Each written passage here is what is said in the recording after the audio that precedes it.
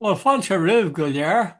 Welcome everybody to this, not what you call it, it's a mental feast, Pat, that we dole out each day, each beginning of the week and at the end of the week, each week. We've been doing this for a long, long time.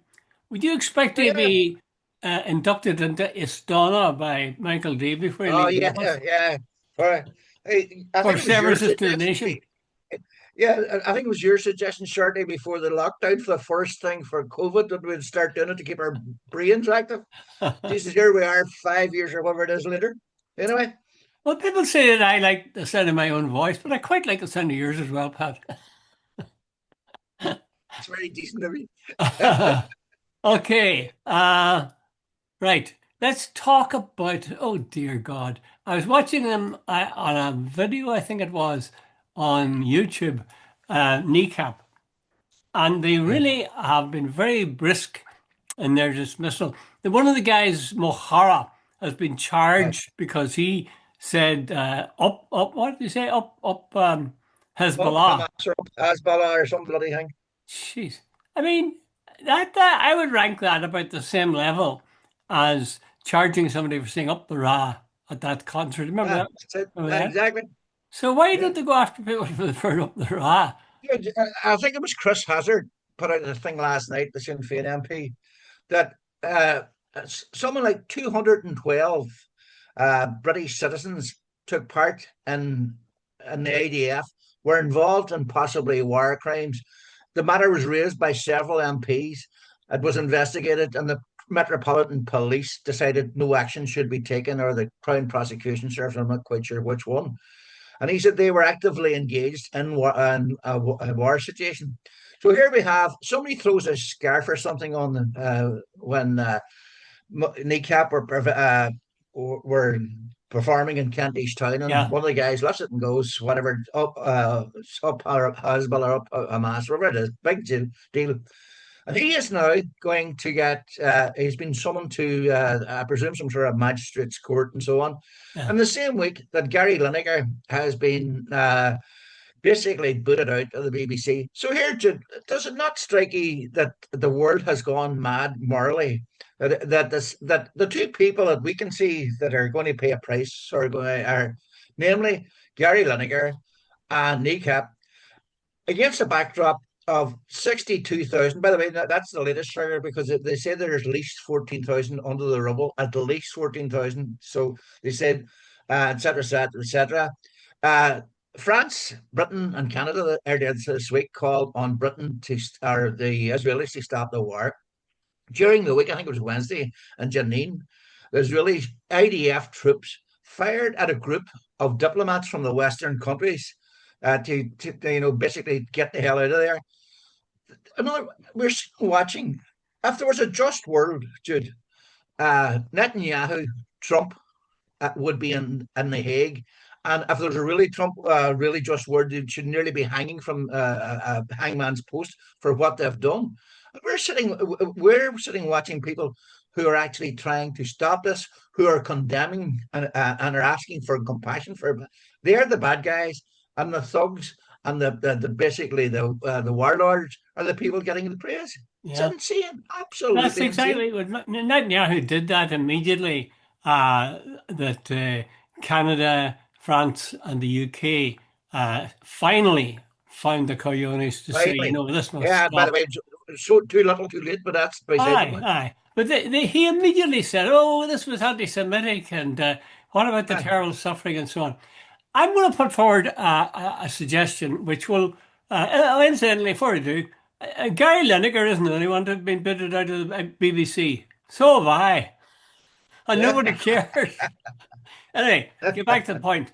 Here's a scenario for you now, and I state, listen to what I say very carefully because people tend to uh, hear different things coming from a different angle at it.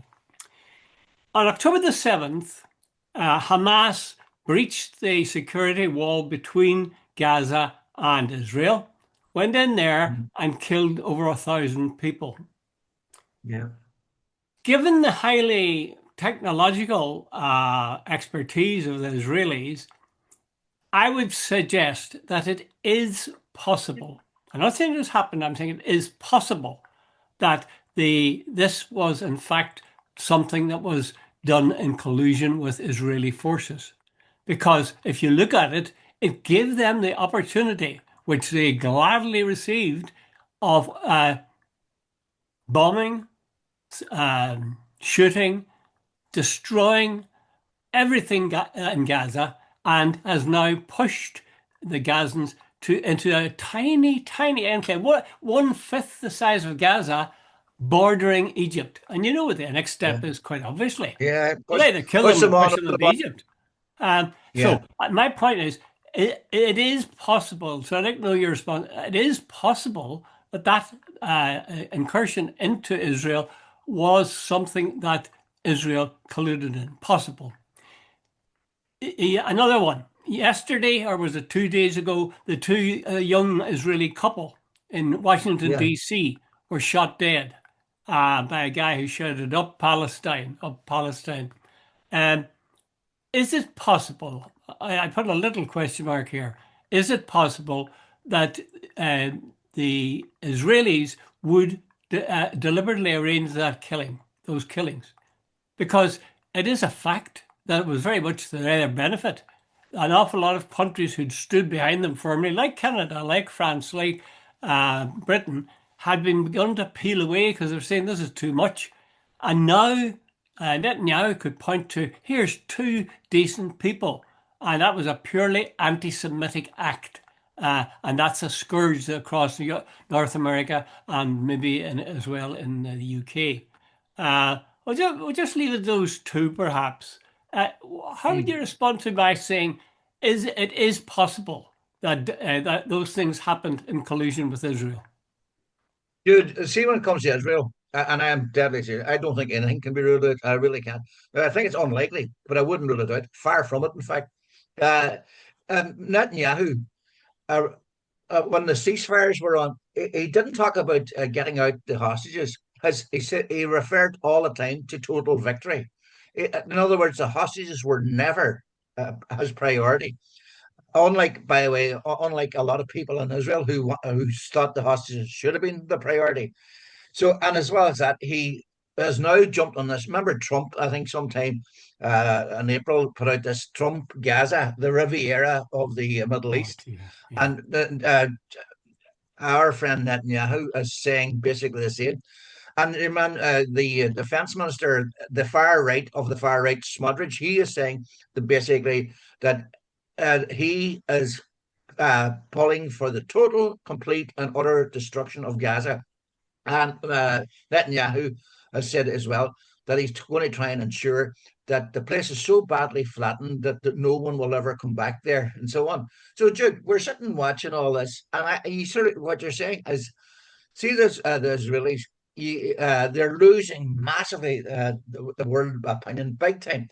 And the shooting dead of those two young people, yeah, I'm going to condemn that because they were totally Of innocent. They course, didn't do of anything course, wrong. of course. But the Yeah. point about see the Israelis are quite capable of sacrificing some of their own people for the greater gain of a greater Israel. Hmm.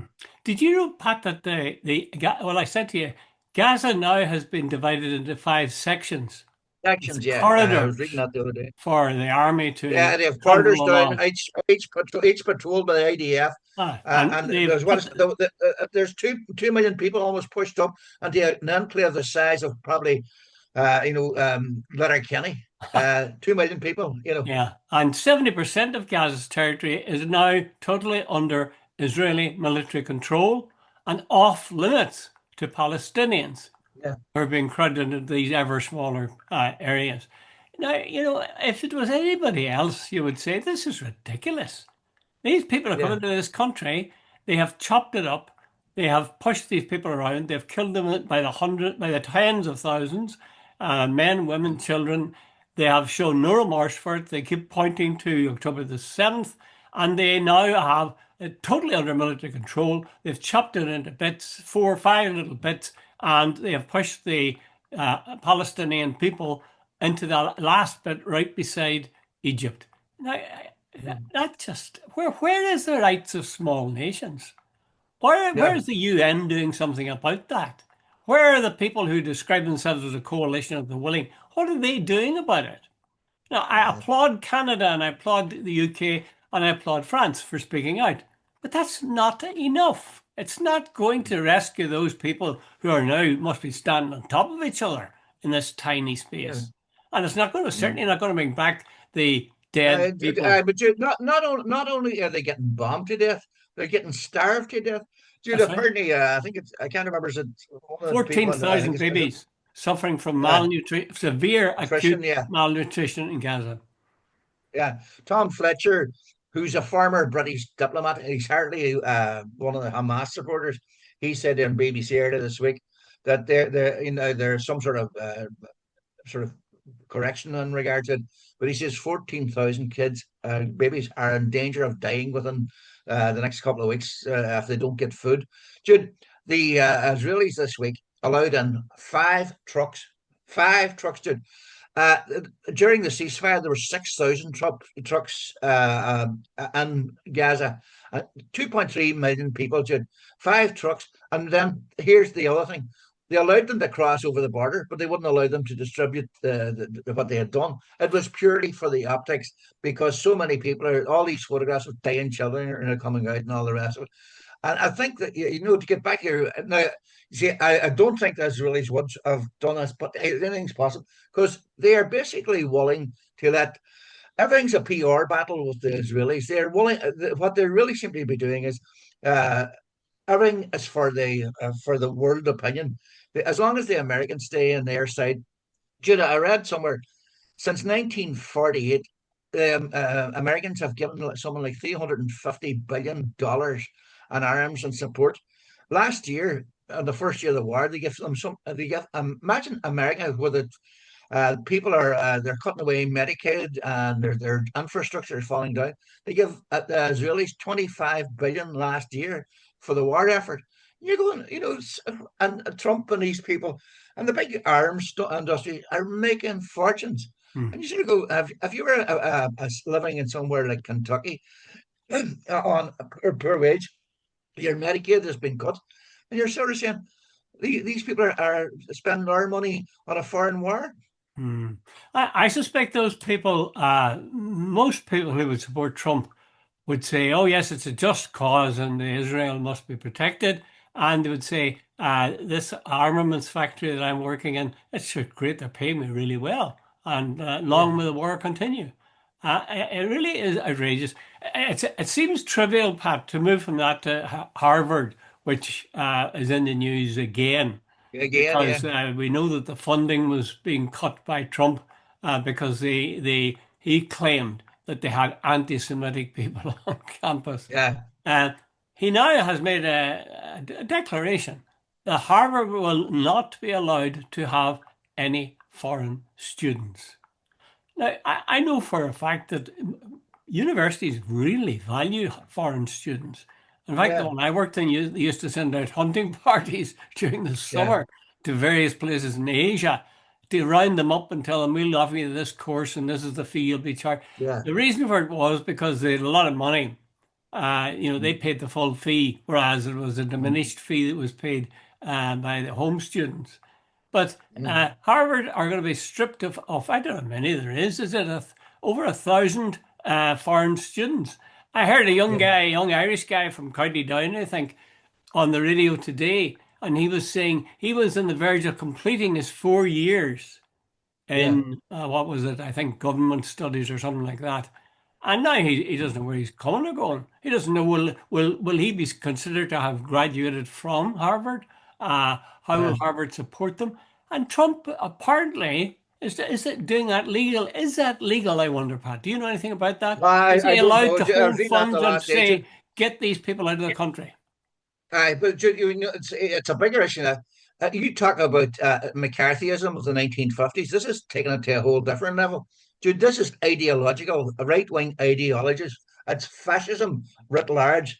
And he's doing all this. The only thing I presume Harvard's going to hang in there, Jude, and hope for the midterms that some of this stuff, and they're probably going to challenge it in courts and so on. But what he's doing is rattling the saber as much as he can, rattling the chains to Harvard. Harvard have told him basically, and I'm using this term deliberately, fuck off. And Columbia, By the way, I was watching the president of Colombia. I don't know her, I can't remember her name. Yeah.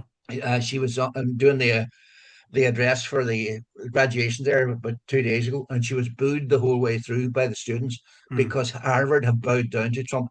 Dude, there's something No, no, seriously wrong, Colombia and is bowed I'm down to Trump. amazed at Colombia, what. Colombia.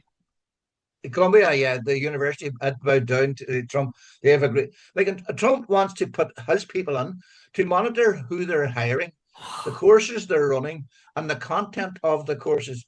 Dude, if that is not straightforward, what would you say, fascism? And by the way, the other thing, Jude, It's a bit stupid there's too, one of these Pat. guys, Stephen Miller. He's the guy behind is Trump's brain, sort of like Yeah, he's a white nationalist. He is claiming that there's this great replacement theory yeah. that they're bringing people. The Democrats want to bring in Mexicans and all that to Mm. replace the white people because they what do you call it, vote for them. He wants to critical race theory. This is the sort of crap they're at. They don't want to tell the history of slavery because it reflects badly on the white community, and there's white guilt. And why should young white people learn about the fact that about lynching and about so on, so on, so that is bad for them and so on? Dude, that is this. In other words, they're sort of want to sort of sugarcoat history. And much like Hollywood told about the Wild West, that the Indians were the bad guys and the white Yeah, guys were the good guys. yeah, yeah. Well, I'm sure there are things in Harvard that could be improved in terms of their courses. But I Absolutely, that's not very the point. much doubt that there's anybody in the ranks of Trump's, uh, bum lickers that would be able to contribute to a genuine understanding of how you might organize the courses differently or improve them. And for them to come in and say, one, we'll tell you who'll come here, get out all foreign students. And secondly, we'll tell you what to teach. It's ridiculous.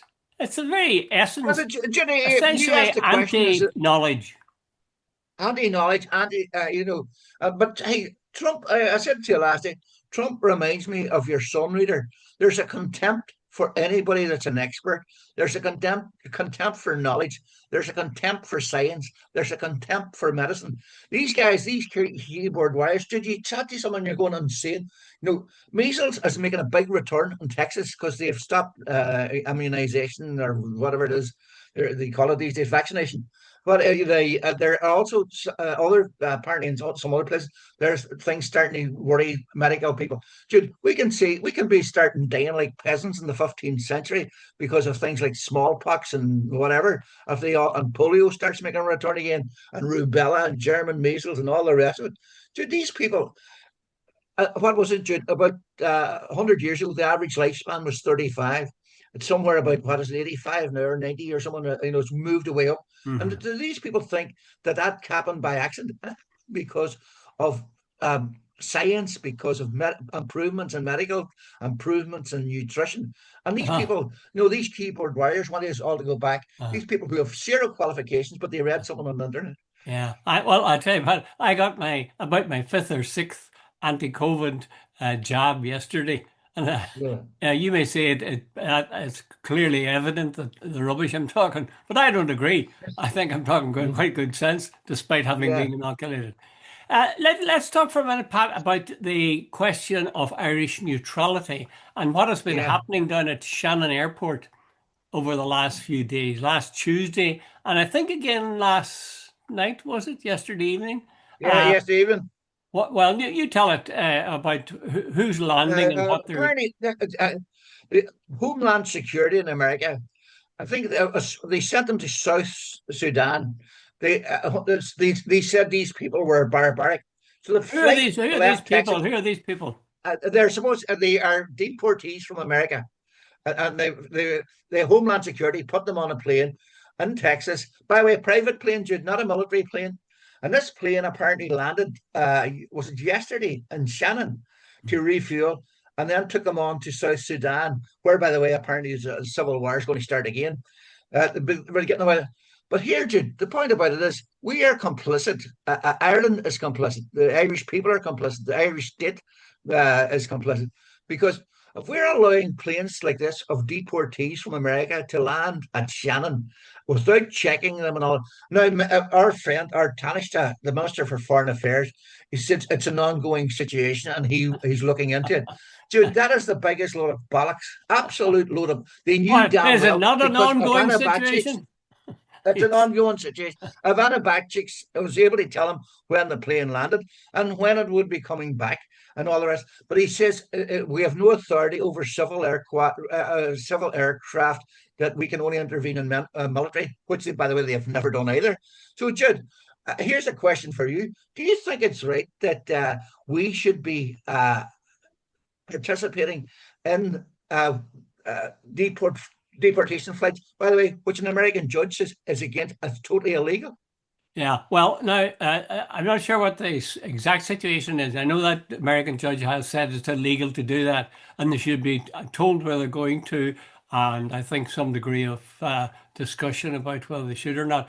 I do think, I gather, that these people have been tried in court and have been found guilty. Yeah. Now, that gives a degree of credence to the whole enterprise. But at the same time, there's nothing in the books, as far as I know, that allows you to take people and transport them halfway across the world to a country, Yeah. as you say, which is on the brink of civil war again, and where their lives almost certainly would be in danger. I thought the statement by the woman, I've forgotten her name now, Irish name, I think. She says, we conducted a deep I think her name was Eileen McLaughlin, but it's definitely Eileen McLaughlin. I should maybe somebody should Elaine Donegal McLaughlin. I'm woman. not sure, Clearly but her name's Donegal. McLaughlin. Donegal, obviously. We conducted a deportation flight from Texas to remove some of the most barbaric, violent individuals illegally in the United States. Now, I don't think all that's true. Every single one of them was convicted of a heinous crime: murder, rape, child rape. Um, Mm. I mean, it stinks from beginning to end. It's somebody Yeah, piling on the emotion to try to swing people's view. Oh, these are such animals. Best get rid of them. Get away as far away from yeah, here as possible. And you're doing the American population a real favor by doing so. This thing about a civil aircraft is not a new thing because you can, what's the word for it? You employ civilians to do a job. You buy in mm, on them. The same way as, the BBC would get a private company to put together a program, then it's aired and their names at the end of it. Well, likewise, they yeah, use aircraft. And I mean, in wars in Afghanistan, there were guys fighting who were essentially, what's the word for them? Military volunteers, mercenaries. Yeah, yeah, mercenaries, yeah. So I wouldn't be too much concern about this, but I think it's a damn silly reason for Michal or for Simon Harris to say, well, it's a civil aircraft, so we can't touch it. What bloody nonsense. Of course you can. If the thing's on yeah. Irish soil, they've got control over it. They should be able to go in there and search it, see what's on it. But then you see, we forget about something. For about 2 decades, Shannon was used as a stopover for bringing people to Guantanamo Bay. Remember the Yeah, orange yeah, suits? And yeah, Ireland colluded in that from the beginning. They didn't know yeah. whether these guys were guilty. Of course, many of them weren't. They certainly hadn't been tried. They were taken there. They were tortured. Uh, uh, Quite a number of them now have been released. But I mean, talk about traumatic. Like you're 1 minute you're in Afghanistan, and the next minute you're bundled onto a plane. You don't know where you're going. You're in an orange jumpsuit, and then you spend the next couple of years more. By the way, the American troops, apparently some of them actually, this is a fact. They were in Shannon with their arms, their AK-47s lying at their feet. That apparently is a total breach of our national security. No military should be on the ground with their arms. Secondly, a lot of these guys in the jumpsuits were actually tied with their hands behind their back, chained. Can you imagine flying 6 hours with your arms chained behind your back? And dude, there's so much. But here's the thing: Simon Harris said he's looking. I couldn't remember what he said, but I do now. He said he was looking for legal clarity. Dude, they God. they have adopted a don't see, a don't look, don't see policy, and so on. We are so supine. We're so bent over backwards, and whatever you can use an analogy you like. But the Americans, we are scared shitless. Dude, I think somewhere along the line we have got to get a backbone. Like we used to stand for something. Now we stand for nothing. We have no moral. Like, Jude, as I said earlier on, because I'm repeating, but it's worth repeating. In a just world, Trump and Netanyahu would be in the dock in The Hague for war crimes, and we are sitting back. Dude, we're sitting watching the worst thing. Gary Lineker was so right. It's the worst thing he's ever seen in his life, and Gary Lineker is the one being pushed out for saying that. That's right. That's right. That's typical. And it's the old trick of making the aggressor the victim. And that's what Israel has been doing all along. They're saying this is a defensive war in defense of Mm. Israel. You know, Yeah. I mean, it's Dude, and it'd you be know, laughable if it it's worth, wasn't so horrible.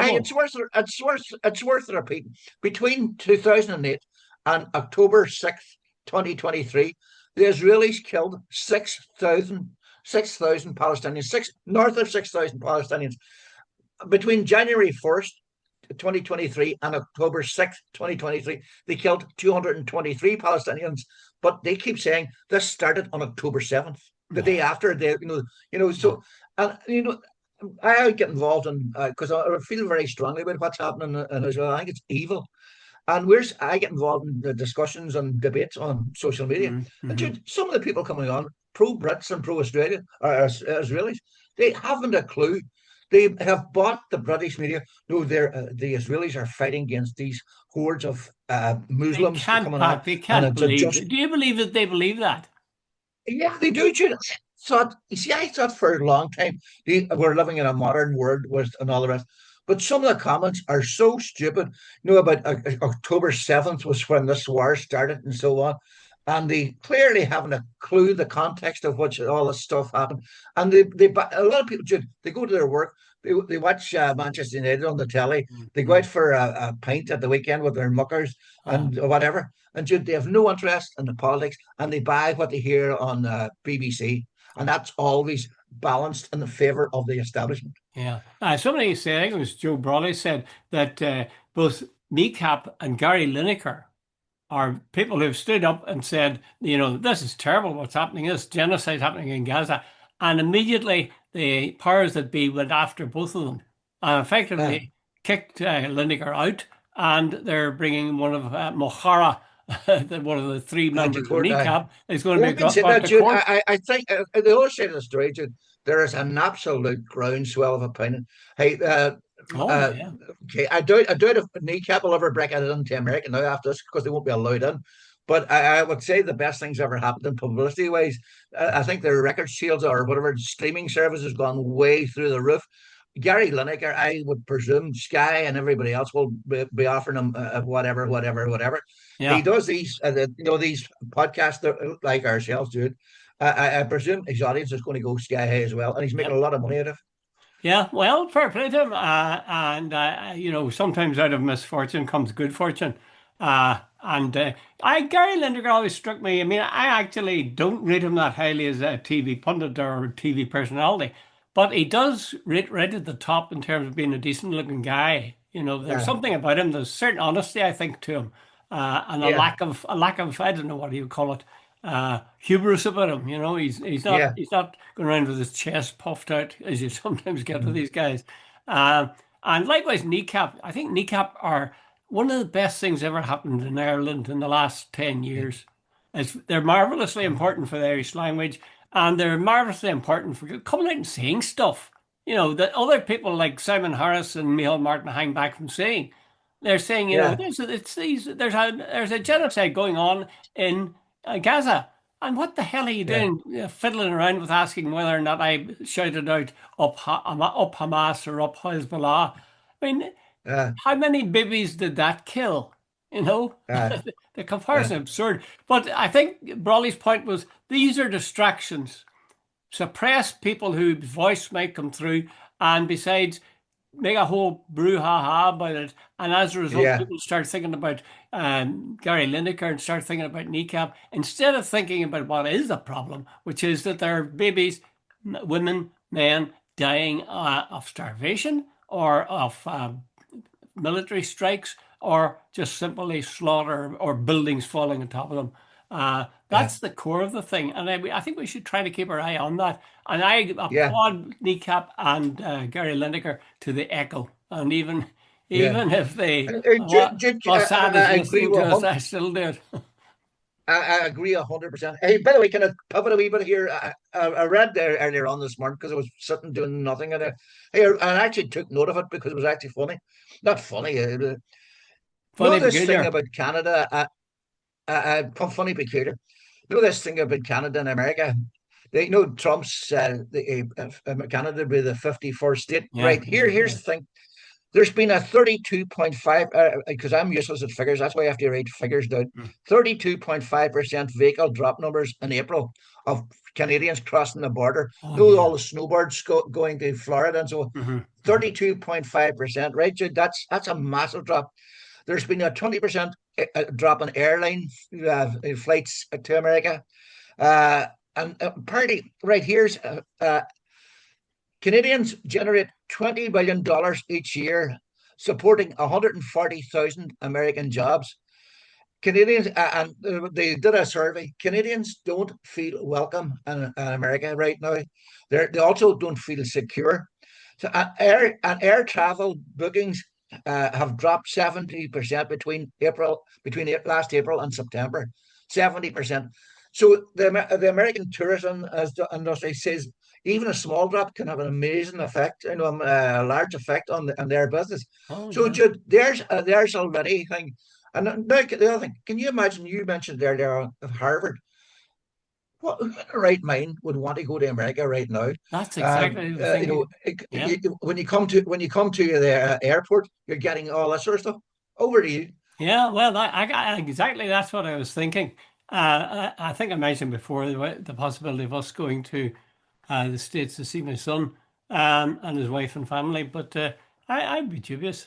I'd be quite dubious about it at the moment. And I see where quite a few young people, the young people who are at university or college during Yeah, the summer will take off to somewhere for work, and very often that's America.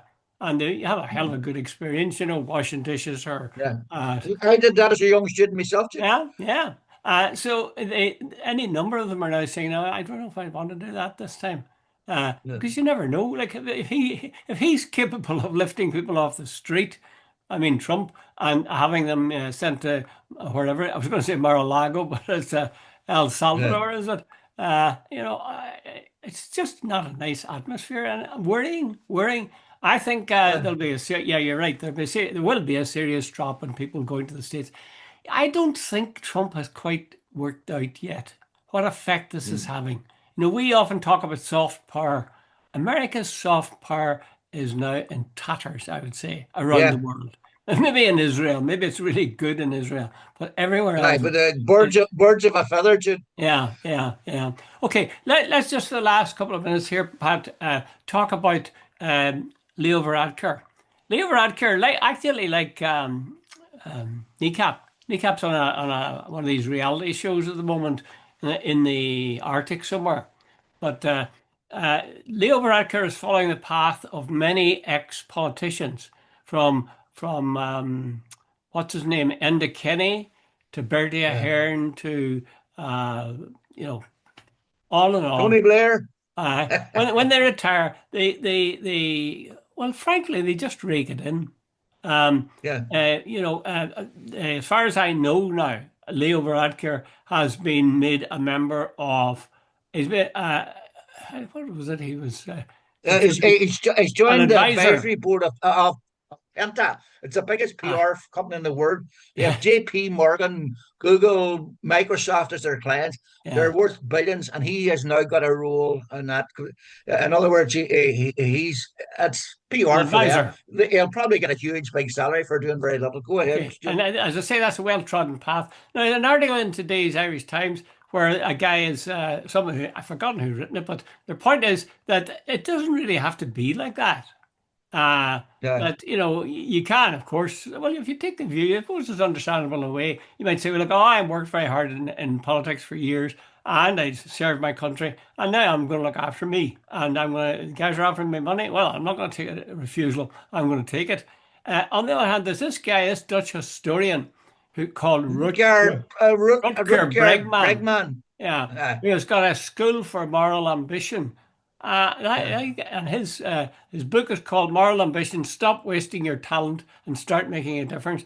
That to me is wonderful, wonderful. Yeah. It's kind of echoes JFK's thing about ask not what you can do for Look what what you your can country can do for do. you. What can you do for your country? You can do And for the your truth country. of it is, by doing these things, you not only are you helping other people, but you get you get a buzz. I'm certain Mm. on the few on the both occasions when I did something kind in my life, on both occasions I felt very good having done it. Yeah.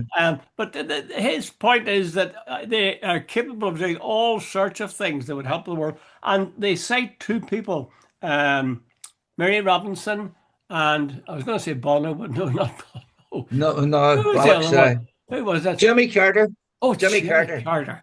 Now, everybody, I mean, Jimmy Carter, when he left politics, was seen as being sort of a hapless idiot.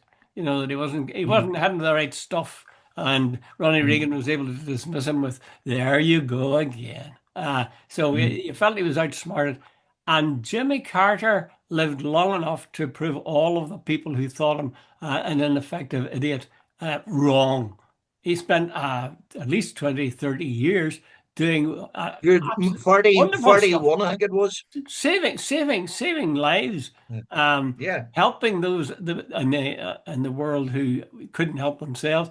In other words, he was a good man, and I gather he was a religious man too. He was a Christian, Yeah. so it's kind Yeah. of nice to see a Christian, uh, Yeah. see Jude, a Christian being a Jimmy, Christian. exactly. He worked, I think, if I remember correctly off the top of my head, he was a member of Habitat for Humanity. In other words, he Oh was yeah, building homes for people that yeah. didn't have homes. And Jude, if you read what he said, he was far from an idiot. But Jude, there's a sort of, what would you say, military industrial complex of the establishment. Jimmy Carter was not good for them. He did not believe in their ideology. Yeah, a bit like Barack Obama, he tried to reach out and all the rest, and because of that, he was considered weak. America likes to have this idea if there's any nail, they like to take a hammer to it, Mm, never thinking of pulling out the nail. mm, You know, mm. as and Jimmy Carter, he didn't want any of this crap, and he believed in human rights and a moral approach to human rights. But anyway, Jude, the whole thing, your man, the Dutch guy, he says that a We're lot of nearly out of people put time on now, this Pat. sort of, but he basically says, if you think money makes you happy, you're a fool. That's right. That's right. Well, it's great to see people doing that because once you see somebody else doing that, you begin to think that's not a bad idea. Make a life Yeah. worthwhile, especially in your declining years. Okay, Pat, I hope you'll go out and do some On that good note, deeds for the rest of the day. yeah, See if there's yeah, anybody out there you can I'm going help. to lift my grandson from school Well, today. that's a start. That's My a start. eldest granddaughter finished school yesterday, Oh, secondary summer school. has So arrived. there you go. Okay.